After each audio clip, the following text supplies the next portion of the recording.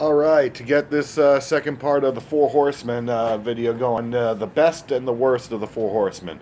I did the lineups in a little bit of a quick manner. I got a little more time now, so we're actually going to do this a little bit more here and get a little bit more into every asset of the Four Horsemen.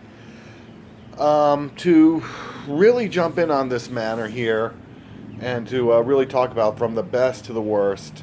The best, we're going to go from number one on down, and the worst, we're going to go from like the top, the bottom to the top. Who was the worst member of the Horsemen? The Horsemen, probably the most elite group in wrestling there ever was. What really wasn't the first, and I'll explain that later when I do something on factions. But let's really get into it here on the Four Horsemen here right now. As far as it goes. I'd have to say that, of course, we're going to start with the top to bottom here. And we're going to go from the bottom to the top. As far as the best goes, number one and number two come very easy. Number one, of course, obviously, Ric Flair. He was the name that came in. He really was there. He started out as the cousins of the Andersons, always hanging out with the Andersons. And that was a big thing, and you always saw him there with them. If he didn't join the Horsemen and you just saw it with like Buddy Landel instead of him with Arn Anderson, Ole Anderson, and Tully Blanchard, probably wouldn't have been as successful. But it did happen, and it was very good. So I'm going to have to say definitely number one, of course, Ric Flair. How is it not? He was the world champion when they first started. He was the world champion when they disbanded. He was still the big name of the Four Horsemen all throughout its run. Another member of the Horsemen, he was there. He was also there from beginning to end, would have to be Arn Anderson. Arn Anderson, no doubt, was a horseman, for lack of a better word. He definitely was a horseman.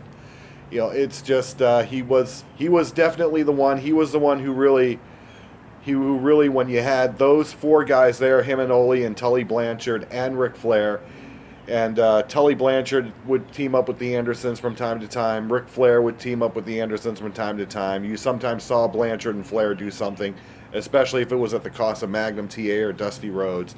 So to see those four there for a shot was great, and we should have figured it would be a matter of time. And when you saw Arn Anderson do this, and then call them Horsemen, it was great, and it's just something they picked up on. It's something that was picked up on by the promoters, and just really was something that caught on. They thought would caught on, and they were right. It did. They put up these fingers. They called them the Horsemen, and originally was the Three Horsemen after Ole got hurt, but then we got to see Ole come back. JJ was originally really the Fourth Horseman, if you really want to get real technical about it. But that was a real thing there with them and the Horsemen. So I would have to say that definitely Ric Flair number one, Arn Anderson number two.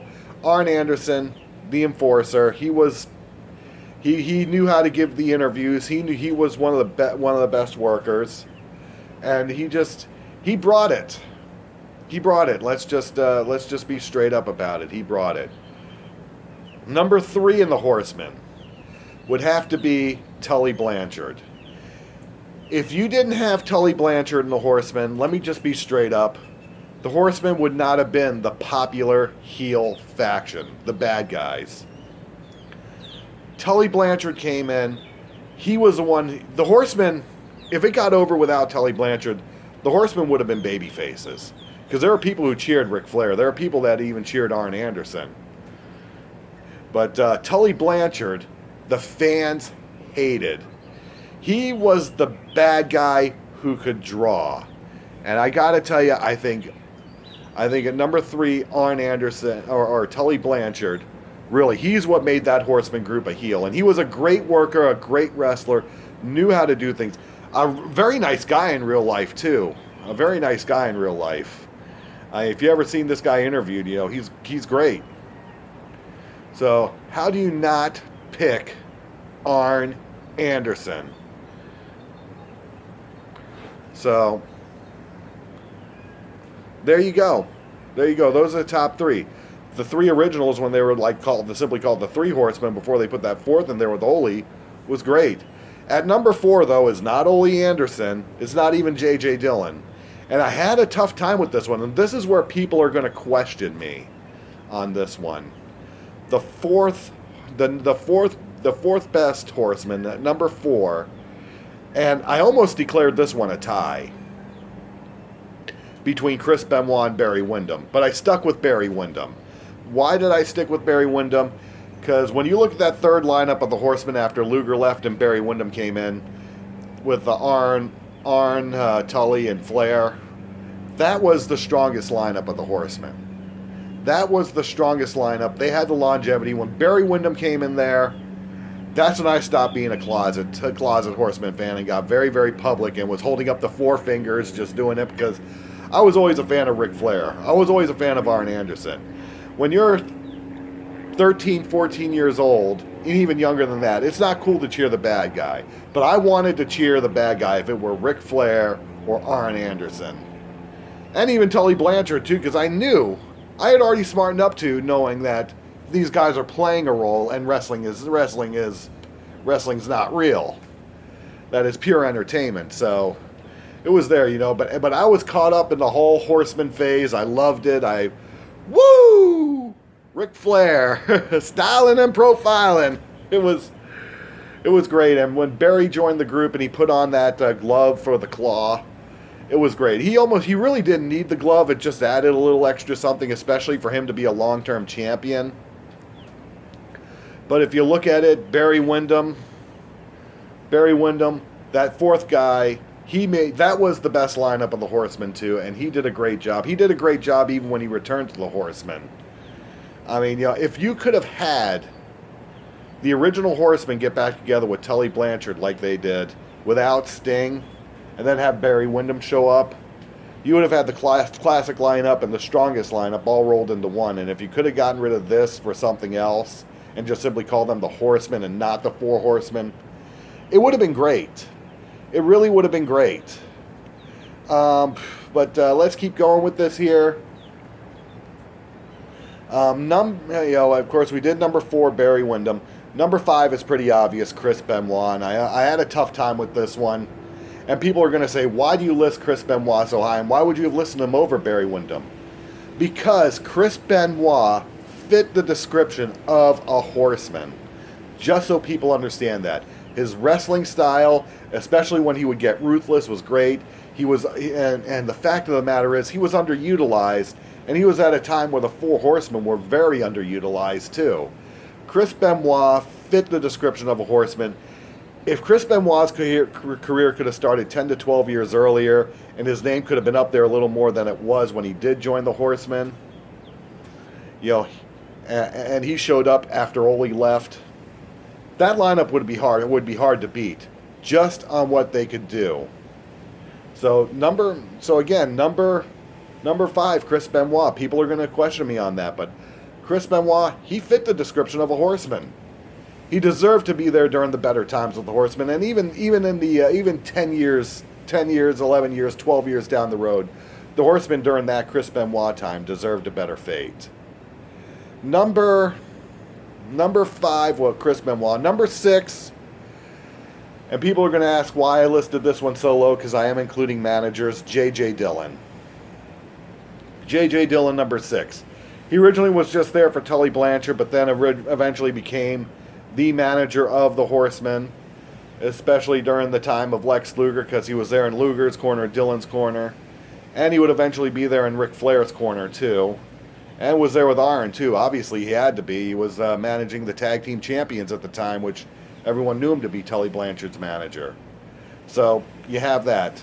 So J.J. Dillon was there, plus he was there from the beginning. He got to be there for all their reunions and how they did that, with the exception, of course, of the time when we got the pretty Paul Roma coming in, which we'll get into that later. But, again, J.J. Dillon. J.J. Dillon, number 6. Number 7! Number 7! Number 7.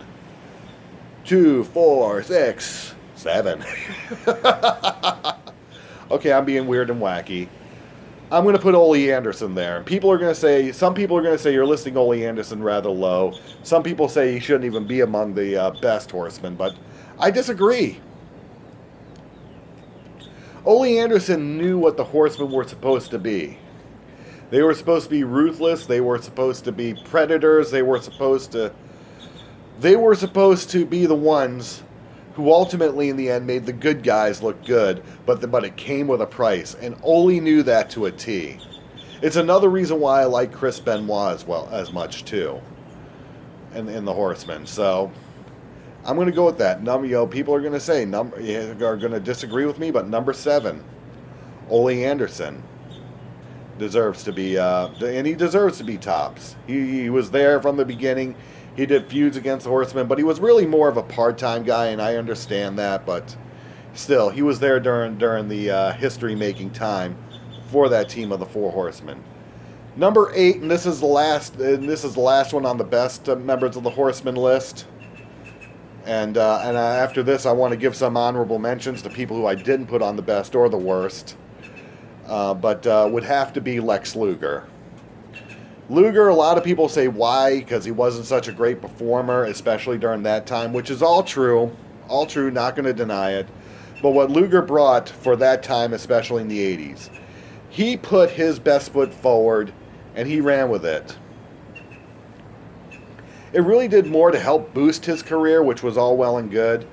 Luger, like they said, he didn't get a chance to perfect his craft. It wasn't his fault. But for what they knew how to run with it with him, and he knew how to run with it. So I have to say, I'm going to go with Lex Luger, number 8. And then the last position in my list of the best of members of the 4 Horsemen, he was also that big guy. You wanted that big muscle there. And Luger fit that mold. And it worked. Let's face it, it worked. A couple honorable mentions that I didn't put on the best or the worst. Woman, Nancy Benoit and Deborah Marshall. I didn't put them on the best or the worst because, number one, they were managers, especially Woman. Woman was there for the second incarnation of the Horsemen, and when it was her and Ole, I should say, doing it as managers, and she did the role well for however long she would do it, and however long WCW would allow it with the way booking was at that time. So Nancy gets it. Deborah Marshall, she did a good job. She was mainly with Steve. She eventually left the Horsemen to do something else with Jeff Jarrett and whatnot there, and we saw how that turned out, so no reason to really jump into that. But, she also gets an honorable mention. Miss Elizabeth, I'll also give her an honorable mention for being part of the Horsemen too, but it really didn't last that long, and really, aside from really turning on Randy Savage and hitting people with her shoe, what was it with Elizabeth there? So those 3 in particular get honorable mentions. And I'll throw Steve McMichael in that honorable mention too.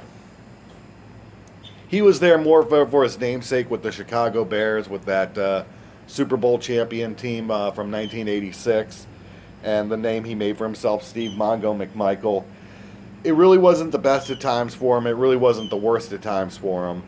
But, McMichael, he fit the description as far as his style and how he would live and how his gimmick would be. But as far as wrestling ability and the time there, he wasn't on the same level as Chris Benoit. I'll just put it that way. Also, Brian Pillman. Brian Pillman, will also throw his name in there too. He would have been good. He could have done more with them, but unfortunately, he left due to issues with WCW at the time. So Pillman was then gone. Next up, the worst, and this is going from bad. This is going from the best worst to the worst members of the Horsemen.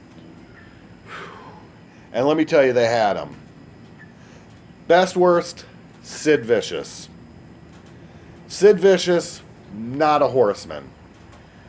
It was something that looked good on paper. When you put it together, it looked good. It also let Barry Windham open up things for Barry Windham to do more. When he ultimately took over the spot of Ole Anderson in that group, and really just doing that, it just really, it didn't add up to much. You tried, you put your best foot forward, but when you think of Sid Vicious and him being the Horseman in the main event against world champion Sting, it just wasn't there. It just wasn't.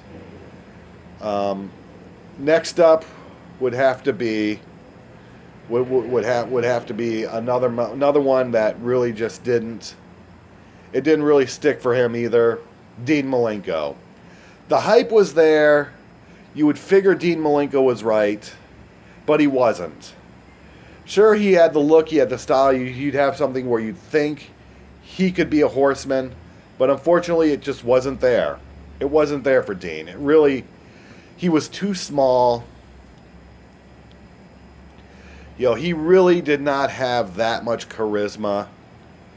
So it really did not work to his advantage to put up these four fingers and be a member of the Horsemen.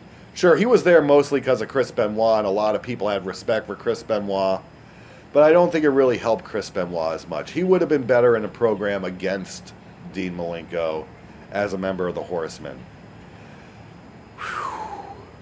Another one, and I probably should have put him in the honorable mentions, but I'm putting him in the worst because it was a major disappointment.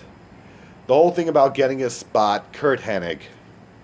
He really should have been able to hold up these four fingers and been a member of the Horsemen. I really wanted to believe he would be a member of the Horsemen and they would be strong and everything wouldn't be so surrounded around the NWO. But when you saw what they did, you took that intimate moment of my spot with Arn Anderson for him to be the enforcer. It was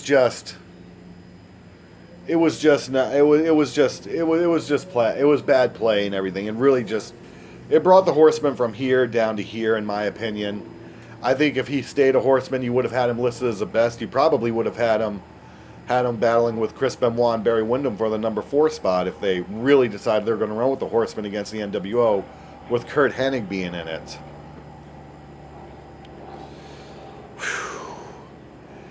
So, I mean, I gotta say that one was really a bad one. And of course, the worst one, the worst member ever of the Horsemen, would have to be Paul Roma. And here's the sad part, and people are going to knock me for this when they watch this video. Paul Roma was a decent wrestler. He wasn't a bad wrestler. And he put his best foot forward with his talk and with everything he could, but it just did not resonate. And most of it had to do with simply what his career was. Really, aside from what he did with Power and Glory, and they never really ran with him and pushed him to be a singles wrestler. If you did, I think Paul Roma could have had some better success. But, really, he was always going to be looked at as a jobber. Young Stallions, Power and Glory, Hercules slowly but surely became a jobber, and you really didn't push anything with Paul Roma, and you could have. I have to say that I think Paul Roma really was one of the worst members of the Horsemen. A lot of it's his fault, some of it isn't. It had to do more with how his career was, and I just don't know what was on their mind when they insisted on Paul Roma being a member of the Horsemen. I know that was not Ric Flair, Ole Anderson, or Arn Anderson doing that. Flair for the gold, everyone remembers that. We're all excited. We're hoping for a Tully Blanchard. We're hoping for a Barry Windham. We're hoping for Ole Anderson there with Arn and Ric Flair. And if you're going to bring in some new people to take over the spot, you would want to see someone who would be practical with it, not Paul Roma. And the rumor was Terry Taylor was going to be the 4th Horseman, and that was a major mockery of the 4 Horsemen. You saw them try everything with him. You saw Paul Roma try everything. I'm not going to knock him. It was not the deal for him. And Paul Roma, the worst member of the Horsemen of all time. So there you go. From the best to the worst. I mean, you can't say anything else. Another mention, I forgot to mention his name, and I'll put him in the honorable mentions because you tried with him and you made a transition look good, but not that good at the same time. Hiro Matsuda. Might as well put him there. Paul Roma was the worst. And even Kendall Windham, who I didn't list, and I need to mention his name, they called him a member of the Four Horsemen. Even Kendall Windham himself said he was a member of the Horsemen. Was he? But was it really the Horsemen you wanted to see? Kendall Windham, little beanpole Kendall, and not knocking Kendall Windham. I actually enjoyed watching Kendall Windham wrestle. I really did. As sad as it is to say that, Kendall Windham was someone that took wrestling seriously. But him being a member of the Horsemen, it didn't work out. It didn't work out for him. So Kendall Windham, no doubt, definitely not a Horseman. But who was worse, Kendall Windham or Paul Roma? I think they got out of it while they could with Kendall. Of the Horsemen. How you doing? But Paul Roma, oh my God.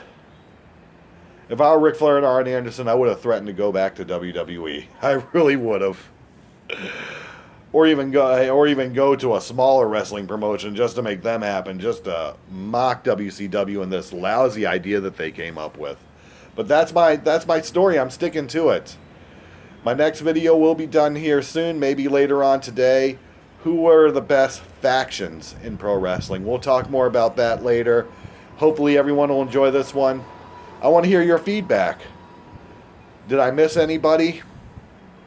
Did I? And leave your comments. Kendall Windham or Paul Roma, worst members of the Horsemen. Thank you.